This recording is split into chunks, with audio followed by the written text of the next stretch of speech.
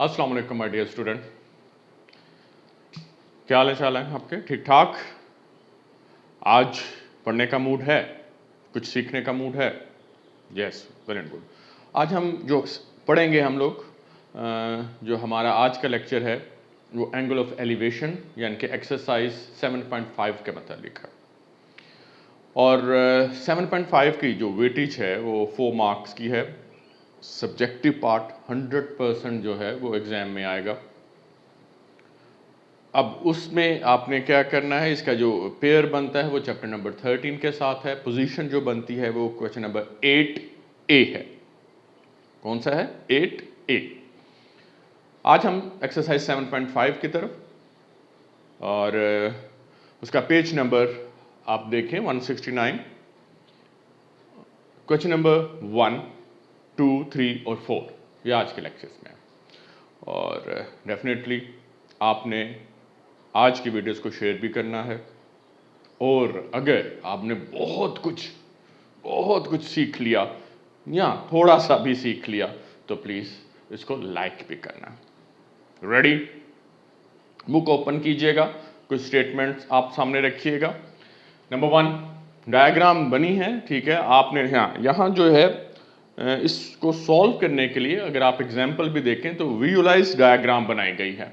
आप बना लें तो ज़्यादा अच्छी बात है, नहीं तो आप रफ भी डायग्राम बना सकते हैं, सिर्फ अपने लाइन सेगमेंट से भी गुजारा कर सकते हैं, लेकिन समझाने में और करने में वो आसान होता है।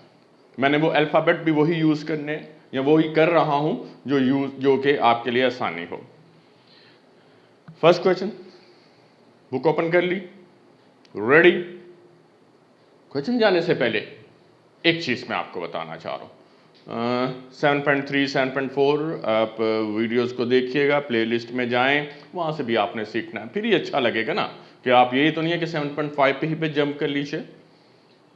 एंगल ऑफ एलिवेशंस क्या, सिर्फ डिप्रेशंस को नहीं हमने देखना, एलिवेशंस क्या है। सिंपल यहाँ कहीं ना मैं हल्का सा मैं ड्रॉ कर रहा हूँ। This one is a horizontal line, clear? ये ऑब्जर्वर है, यानी कि ये हमारी आइज बनी है, जो भी देख लें, जो ऑब्जर्वर।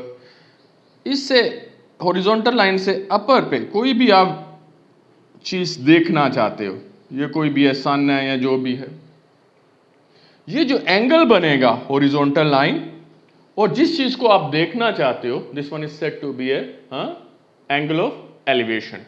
अब एलिवेशंस, एंगल ऑफ एलिवेशंस के लिए आप इसे L, M और N भी देखें तो आपका जो फोकस होगा वो M होगा। तो एंगल ऑफ एलिवेशन जो है वो ये है हॉरिजॉन्टल से अपवर्ड। जैसे कि ये है, ये मेरा ये हॉरिजॉन्टल लाइंस है, ये यहां मैं देखना चाहता हूं, this one is my observer, और मैं ऊपर देखना चाह रहा हूं, और वो जो एंगल बन रहा है मेरा, this one angle of elevation. एक चीज तो आपने ये देखनी है। सेकंड ये कि अगर मैं इसे ड्रॉप कर दूं यहां तो एक राइट एंगल ट्रायंगल बनती है, क्लियर है ना? याद है ना? हाँ, राइट एंगल ट्रायंगल्स 90 के एंगल के सामने जो साइड होगी वो hypotenuse, this one is a perpendicular and this one is a base. और सिर्फ एक ट्रिग्नोमेट्री रेशियो को आपने बारहा याद रखना है। आज के लेक्चर में 2 होंगी, लेकिन एक से गुजारा हो सकता है, दूसरा भी जब आएगा उसे मैं सबसे आखिर में करवाऊंगा। Now tan theta equal to perpendicular over base, याद है P अवर B, और cos थीटा चलें हम कर लेते हैं बेस अवर हाइपोटेन्यूज।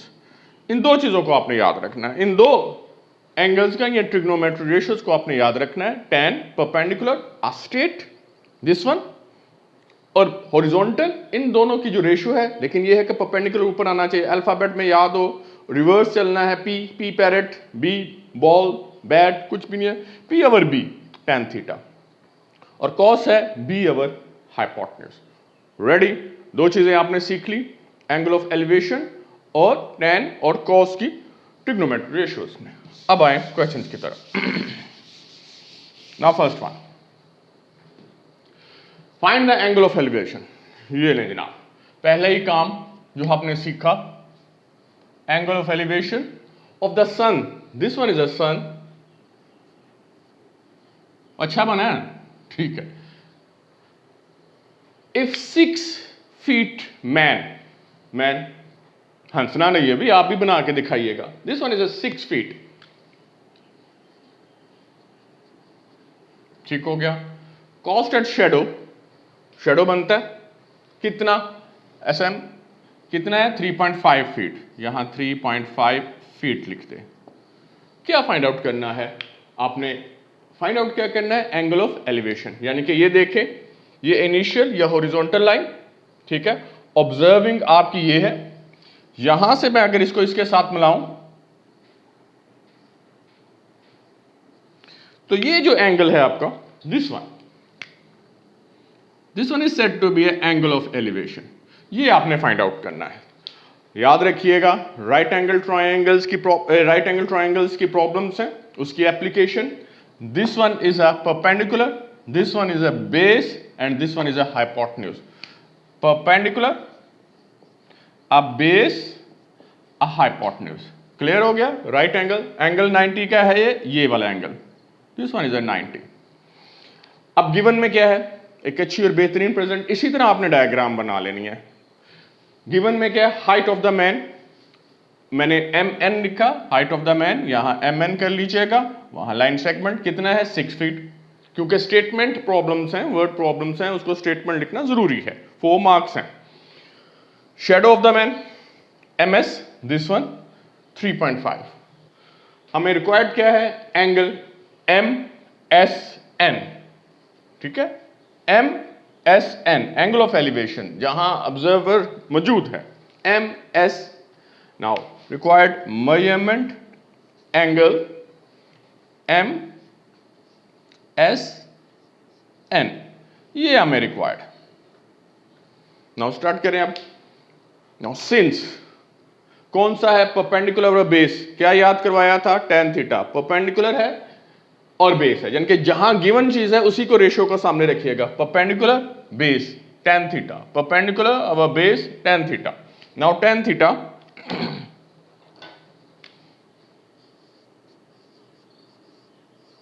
परपेंडिकुलर व बेस। अब आप P और B लिखने की बजाय क्यों ना हम इनकी जो मेंशन की हुई है वो लिख लें, लाइन सेगमेंट MN अवर SM।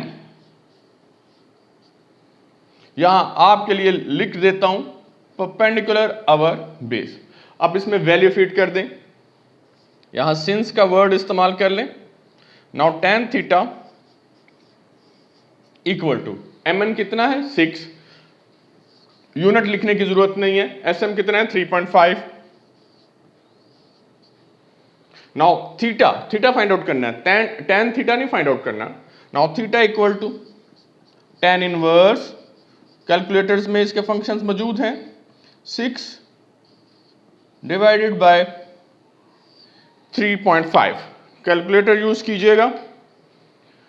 tan इनवर्स यानी कि शिफ्ट और tan को दबाना है, शिफ्ट कैलकुलेटर में मौजूद है, शिफ्ट दबाएं, प्रेस कीजिएगा, फिर tan को प्रेस कीजिएगा, ऊपर यहां tan इनवर्स नजर आ रहा होगा, फिर ब्रैकेट लगाएं, ब्रैकेट लगाना जरूरी है, 6 लिखें, फिर डिवाइड लिखें, फिर डिवाइड प्रेस कीजिएगा, फिर 3.5 ब्रैकेट क्लोज, ये आ जाएगा 59.74, 2 डिजिट काफी है, 59.74। नाउ थीटा इक्वल टू 59.74 और उसको बेटा आपने मार्कर से हाईलाइट कर देना। ये है एंगल ऑफ एलिवेशन। क्लियर, ऊपर डिग्री का साइन लगाना है, लगाएं, नहीं तो चूंकि इसे डेसिमल्स में है, दिस वन। ये है फर्स्ट पार्ट। किस तरह एप्लीकेशन देखिएगा, किस तरह मैं अपने हाइट को शैडो या शैडो गिवन हो तो मैं हाइट फाइंड आउट कर सकता हूं। बहुत बड़ी बिल्डिंग्स की हम इसी तरह उनके शैडो से उसकी हाइट भी फाइंड आउट कर सकते हैं। है ना मजेदार।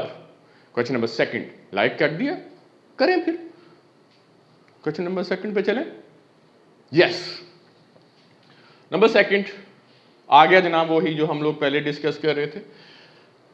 गर्मी है, मेरा ख्याल है यह सन बहुत ज़्यादा हमारे लिए बायस नेमत है और ट्री है, दोनों के कॉम्बिनेशन एक अच्छा है।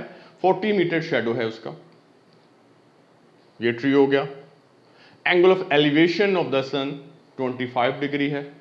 अब आपने क्या फाइंड आउट करना है, लेंथ या हाइट ऑफ द ट्री। देखा मैंने आपसे कहा था ना कि हम शेडो और एंगल ऑफ एलिवेशन के मुताबिक अगर हमें पास दो वैल्यूज गिवन हो तो हम थर्ड वैल्यू को फाइंड आउट कर सकते हैं राइट एंगल ट्राइंगल की एप्लीकेशन के लिहाज पाइथागोरस थ्योरम। अब आप देखें this one is a tree, अच्छा बनाया भाई, T R, and this one is a shadow. यहां आप लिख लें गिवन में शेडो ऑफ द ट्री लिखना है बार बार S T, shadow of the tree S T. A B C alphabet भी यूज कर लें, मैंने तो सिर्फ उन्हीं के अल्फाबेट यूज किए हैं कि ट्री का टी आर है, शेडो में एस आर है, आप अपने यूज कर लें। S T is a 40 metre. Angle of elevation, अब एंगल ऑफ एलिवेशन है टी एस आर। अब यहां मुझे इसे मुकम्मल करना पड़ेगा, इसके साथ आप अटैच कर दें और एंगल ऑफ एलिवेशन जो है वो आपका बेटा ये बन गया दिस वन। इस दफा आपने ये फाइंड आउट करना है, बल्कि ये गिवन है, सॉरी ये 25 डिग्री है, आपने इसकी हाइट फाइंड आउट करनी दिस वन। तो रिक्वायर्ड में क्या आएंगे, length height of the tree,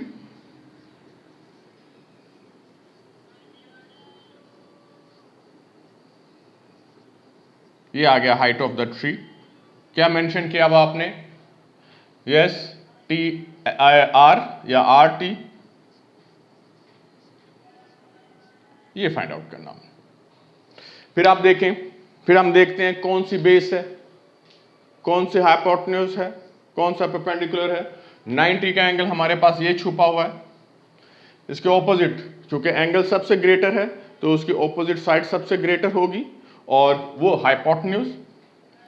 observing angle के ऑपोजिट साइड, हमेशा ऑब्जर्विंग एंगल के ऑपोजिट साइड, हमेशा ये याद रखिएगा, शायद नहीं पता आपको, this one is said to be a perpendicular and this one is a base. जो बाकी रह जाएगा जिनके जो हॉरिजॉन्टल लाइंस हैं वो बेस हो गई। अब हमने क्या क्या चीजें फाइंड आउट करनी है और क्या चीज गिवन है। हमारे पास जनाब एस टी गिवन है यानी कि 40, इसकी जगह अगर हम 40 लगा दें और फाइंड आउट क्या करना है दिस वन, तो आपने सिर्फ वही ट्रिग्नोमेट्री रेशियो लेनी है जिसमें परपेंडिकुलर और बेस आता हो। तो वो कौन है साहब बहादुर, जिसमें परपेंडिकुलर और बेस आता है, कौन सी ट्रिग्नोमेट्री रेशियो है, yes yes yes tan theta. Since मैंने पहले ही कहा था ना सिर्फ इससे ही गुजारा हो सकता है, tan theta perpendicular, where is the perpendicular, this one TR या RT, our बेस क्या है ST। ये ऊपर लाइन सेगमेंट लगा रहा हूं कि ये लाइन सेगमेंट है, इसमें वैल्यू फीड कर दीजिएगा। थीटा क्या है 25 डिग्री, ठीक है, थीटा 25 डिग्री है, लिखें यहां tan 25 degree equal to TR find out करना है ST 40, इसे क्रॉस में ले जाएं 40 bracket tan 25 degree equal to TR या हाइट ऑफ द ट्री। अब कैलकुलेटर यूज करते हैं हम लोग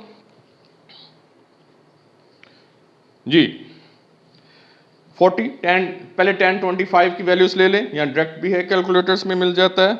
मैं tan 25, tan को प्रेस कीजिएगा, 25 आ गया, देखें इसकी वैल्यू कितनी है 0.466 मल्टीप्लाई बाय 40 मल्टीप्लाई बाय 40, तो ये आ जाएगा 18.65 अप्रोक्सीमेटली 18.65। तो TR क्या इसे इस साइड पे ले जाएं 18.65।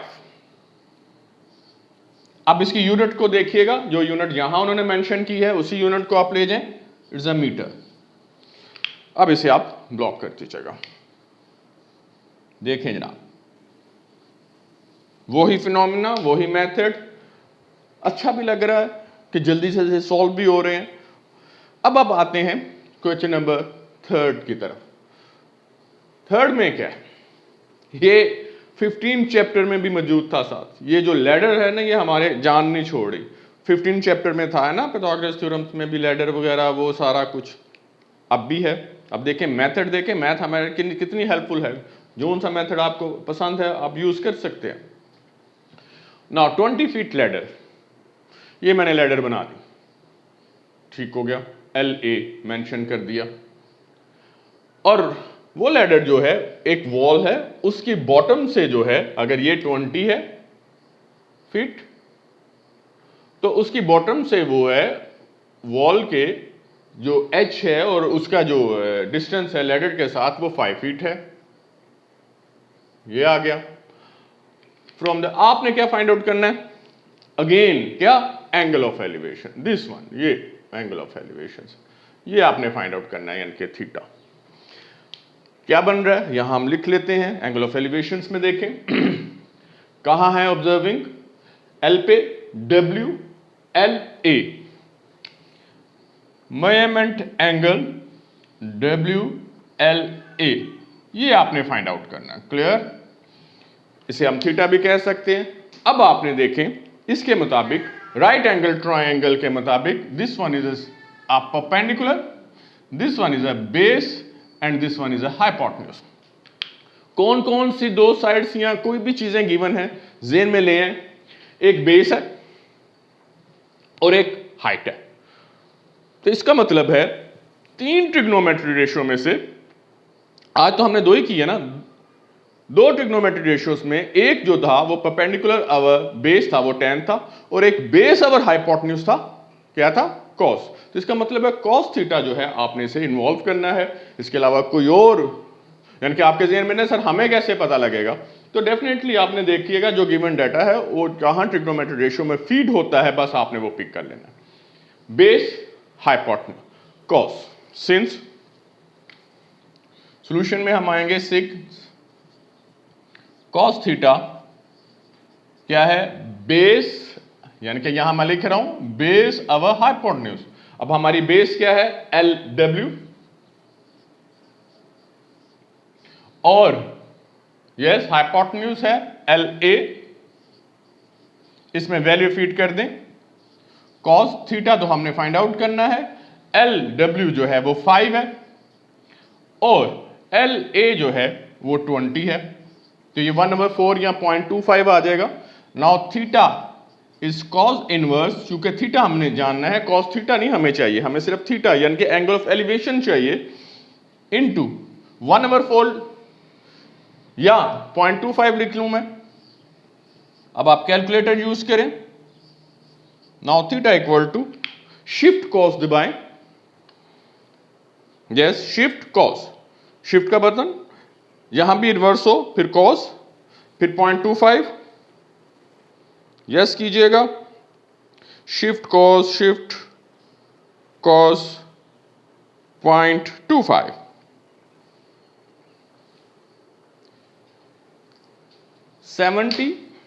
मैं देख रहा हूं कैलकुलेटर से 75.5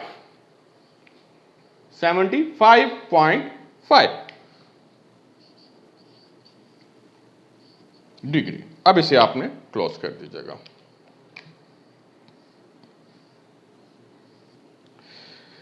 लास्ट वन जी, लास्ट में क्या है, इसका थोड़ा सा मैं हिंट दूंगा, करेंगे आप लोग खुद।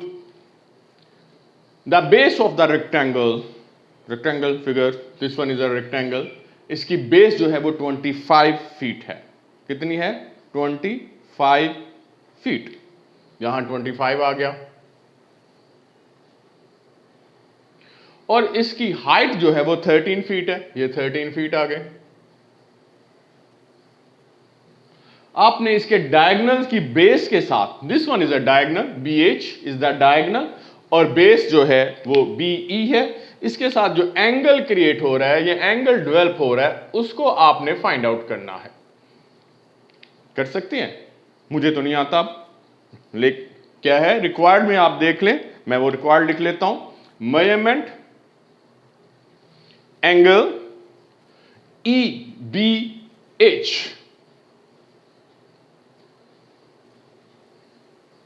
This one, base of rectangle भी हाइट ऑफ रेक्टेंगल को हमने गिवन में ले आए, नाउ रिक्वायर्ड बी एच है, बी ई बी एच है, राइट एंगल ट्रायंगल है, इसके सामने वाला this one is a perpendicular and this one is a base, तो परपेंडिकुलर और बेस में क्या आएगा, tan theta.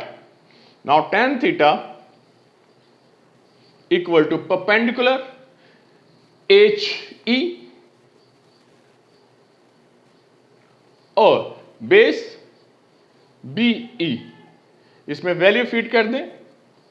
Now tan theta H E 13/25, now theta equal to tan inverse 13/25, shift 10 और 13 को 25 पे डिवाइड कर दीजिएगा और यहां अपनी वैल्यूज ले लें। तो ये 4 पार्ट्स थे, देख लीजिएगा, कुछ भी नहीं है, सिर्फ प्रेजेंटिंग है। Please visualise diagram is a step number 1, understanding given and required. और उसके बाद आपने याद रखना है, क्या रखना है, कि कौन सी रेशो जो है यहां अप्लाई करनी है।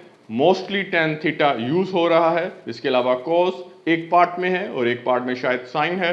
तो हम नेक्स्ट पार्ट के लिए इंतजार, नेक्स्ट वीडियो के लिए इंतजार कीजिएगा और शेयर और लाइक कीजिएगा। प्लीज प्लीज कमेंट्स जरूर लिखिएगा। अल्लाह हाफिज।